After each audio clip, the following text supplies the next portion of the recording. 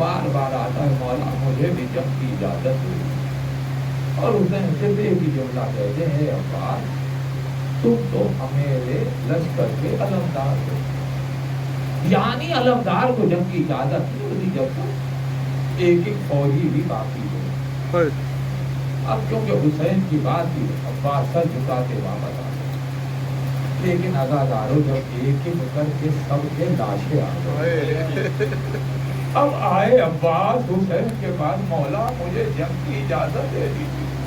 कहा है अब्बास कैसे इजाजत दे दूं, तुम तो मेरे लश्कर के अलमदार हो, अज़ादार हो। अब अब्बास खामोश नहीं हुए बल्कि पलट कर कहा, मौला वो फौज है जिसका मैं अलमदार था। अब हुसैन खामोश हो गए। कहा ये अब्बास बच्चे बहुत प्यासे हैं, तो पानी की सबील करो। पानी लाने का हुक्म नहीं दिया हुसैन, अगर हुक्म देते तो अब्बास पानी लेकर आते। कहा सबील करो। अब्बास इसी पर खुश हो गए, जल्दी से खेमे में दाखिल हुए। इधर अब्बास खेमे में दाखिल हुए, वो हुसैन के सीने में सोने वाली 4 साल की बच्ची दौड़ती हुई आई, चचा की टांगों पे लिपट गई। ए चाचा सुबह से प्यास का गलबा है, जरा मेरे भाई अली असगर को जाकर देखो, कभी दाएं करवट ले रहा है, कभी बाएं तरफ तड़प रहा है, चचा थोड़ा सा पानी ला दो। अब्बास ने कहा जाओ सकीना, जाके अपनी मश्क लेकर आओ। अब्बास सकीना गई और जब मश्क लेकर आई है अकेले, 60 बच्चे साथ लेकर आई है कि चचा ने मेरे मश्क मांगी है, अभी पानी आ जाता है, बच्चों घबराओ नहीं। और जहाँ खेमे से बाहर निकले कि एक दफा ज़ैनब के खेमे से ज़ैनब की आवाज आई, ए अब्बास जरा ज़ैनब के खेमे में तो आना। सर झुकाए अब्बास ज़ैनब के खेमे में दाखिल हुए। कहा भैया ऐसे नहीं, जमीन पर बैठ जाओ।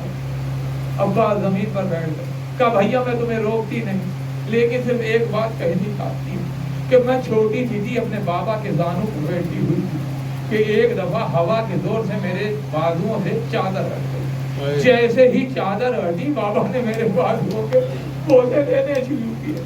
मैं तड़प कर खड़ी हो गई और कहा बाबा ये कैसा प्यार कर रहे हैं। अरे रोता हुआ मेरा बाबा कहता है, ए ज़ैनब एक दिन ऐसा आएगा तेरी रिदा को छीन लिया जाएगा, तेरे हाथों में रस्म बांधी जाएगी।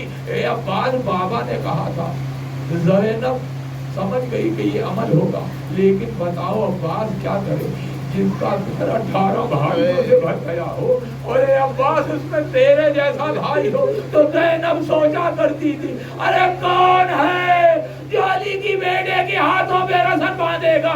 ए भैया अब तू जा रहा है। अब ज़ैनब को यकीन आ गया है कि वो वक्त करीब आ गया है जिसका बाबा ने मुझे इशारा किया था। बदादारो अब्बास खेमे से निकले, हुसैन ने रुखसत किया।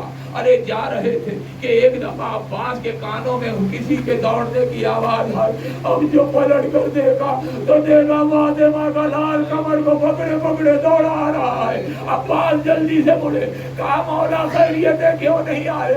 हमने रुखसत करता, अरे मेरी ज़ैनब मर जाती। अरे तारीख मुक़ातिल बताते हैं कि अब्बास और अली दोनों गले मिलकर इतना रोए हैं कि हुसैन को कशा गया। बदादारो अब्बास मश्क सकीना लेकर दरिया के किनारे पहुंचे। रोबे अब्बास ये है कि वो घाट पर जो फौज थी, अब्बास की सूरत देखकर घाट छोड़कर भागे। अब्बास ने मश्क सकीना को पानी में डाला, इतने दिनों की खुश्क मश्क उसे तर किया। तर करने के बाद उसने पानी भरा, पानी भर के मश्क का मुंह बांध कर अपने दाएं कंधे पे रखा, घोड़े पर बैठे और बैठ कर चले खेमों की तरफ कि जल्दी से पानी खेमे में पहुंच जाए। बहन की बच्ची पानी के इंतजार में खड़ी हुई है। बस दादारो अब्बास घोड़ा लेकर अभी कुछ दूर ही गए थे कि एक दरख्त की ओर से एक जालिम ने वार किया। अब्बास का एक दायां बाजू अलम हो गया, अलम गिरने लगा। अब्बास ने अलम को भी संभाला और मश्क को अपने बाएं कंधे पे रखा और तेजी से घोड़ा लेकर जा रहे हैं कि शायद पानी خیمے میں پہنچ جائے، لیکن ابھی کچھ دور گئے تھے کہ ایک ظالم نے پھر چکر وار کیا، عباس کا بایاں بازو میں قلم ہو گیا، علم زمین پر گر گیا، بداداروں مشک گرنے لگی۔ عباس نے تسمہ دانتوں سے پکڑا اور گھوڑے کو دوڑانے لگے کہ میرے ساتھ چیخا، ارے یہ پانی خیمے تک نہ جائے، اگر ایک قطرہ بھی پہنچ گیا تو قیامت تک چک نہ جیت سکو گے۔ تیروں کی بارش شروع ہوئی۔ اب جو تیر آتا ہے، عباس نے اپنے آپ کو مشق پہ گرایا، اب مشق پہ تیر نہیں لگ رہا، ارے عباس کے جسم پر تیر لگ رہے ہیں، لیکن ہائے عزادارو غضب ہو گیا۔ دو تیر ایسے آئے، ایک تیر عباس کی آنکھ میں لگا، مجھ کے سکینہ میں لگا، پانی نہیں بہ گیا، ارے عباس کی ہاتھ ٹوٹ گئی، اب خالی ہاتھ عباس، ارے خیموں میں کیسے جائے، بچے پانی کے انتظار میں کھڑے ہیں، ارے عباس اپنے اس آنکھ کے تیر کو دونوں گھٹنوں کے درمیان رکھ کے نکال رہے تھے کہ ایک ظالم نے سر پہ گرد مارا، ارے عباس اب گھوڑے پہ نہ سنبھلے، آواز دی مولا، ارے عباس کا آخری سلام ہو۔ عزادارو جب کوئی گھوڑے سے سوار گرتا ہے تو ہاتھوں کے بل آتا ہے، ارے عباس کے بازو قلم ہو چکے تھے، عباس منہ کے بل زمین پر گرے، حسین نے اپنی کمر کو پکڑا، اعلان قتلت الحسین، اعلان قتلت زہری، ارے عباس تیرے مرنے سے حسین کی کمر ٹوٹ گئی۔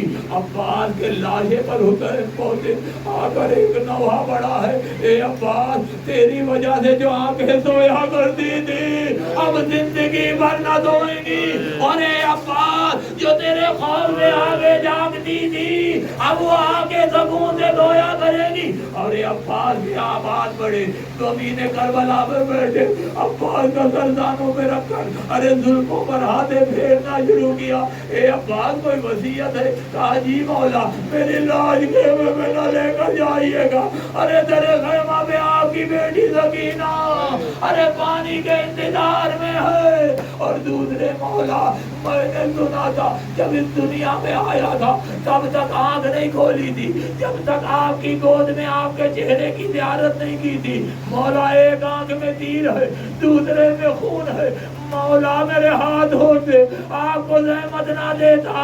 ارے حسین نے اپنی ابا کے دامن سے عباس کے خون کا آنکھ کا خون صاف کیا، عباس نے حضرت حسین کے چہرے کو دیکھا، حسین نے کہا ہے بھیا دنیا سے جا رہے ہو، حسین کی بھی ایک خواہش پوری کر دو۔ کہا مولا کیسی خواہش؟ کہا عباس جب سے پیدا ہوئے ہو تم نے حسین کو بھائی نہیں کہا، ارے جاتے جاتے ارے حسین کو بھیا کہہ دو، ارے حکم امام تھا عباس نے بھائی کہا، ارے دریائے کوثر پہ حوض کوثر پہ چلے گئے۔ اب حسین کیا کرے، ایک ہاتھ سے اپنی ٹوٹی کمر کو سنبھالا دیا، دوسرے ہاتھ سے عباس کے خون سے بنا ہوا قلم اٹھایا اور چلے خیموں کی طرف۔ ارے دور سے سکینہ نے علم کو آتے دیکھا، اے بچوں جلدی آ جاؤ، ارے میرا چچا علم لے پانی لے کر آ گیا ہے، لیکن ہائے عزادارو ارے اس وقت غضب ہو گیا، ارے جب حسین علم لے کر آئے علم تھا علمدار نہ تھا، سکینہ جی تھی، ہائے میرا چچا مارا گیا، ماتم عباس۔